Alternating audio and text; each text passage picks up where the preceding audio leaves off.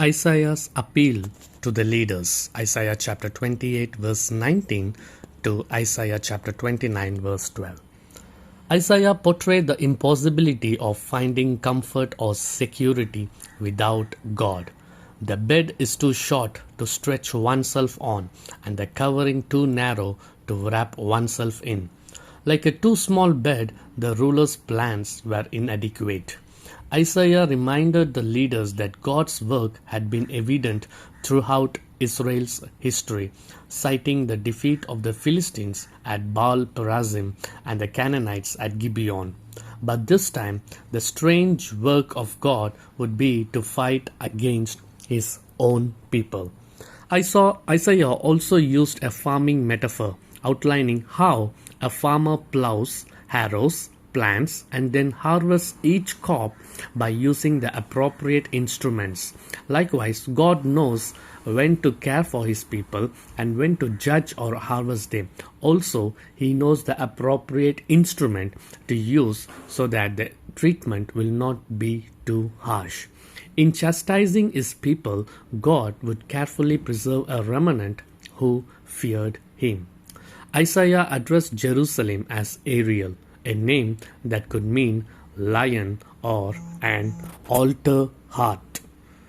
Because of Ariel's sin, God would subject her to a siege, but suddenly God would bring deliverance.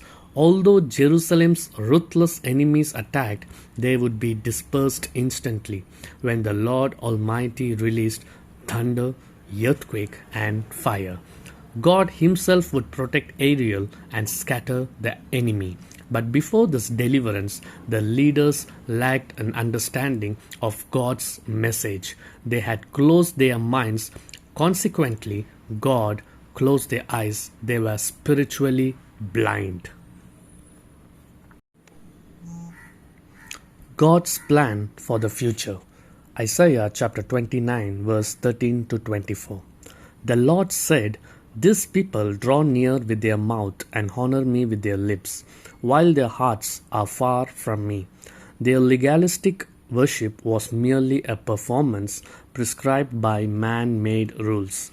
Jerusalem's leaders relied on their own wisdom, not only to solve political problems, but also to practice their religion. The leaders were like a clay pot that denied the potter's role in its creation. Shall the potter be regarded as the clay, that the thing made should say of its maker, "He did not make me," or the thing formed say of him who formed it, "He has no understanding"? God determined to make a reversal, to turn things upside down. Lebanon, known for her impressive forests, would turn into a fertile field, and the fertile field would be elevated to a forest. More examples of God's reversal. The deaf shall hear, and the blind shall see.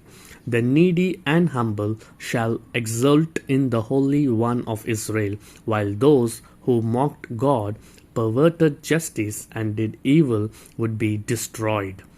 God's long-range plan is that Israel would no longer feel shame. They would sanctify the name of their God because of their many children, and they would accept his instruction.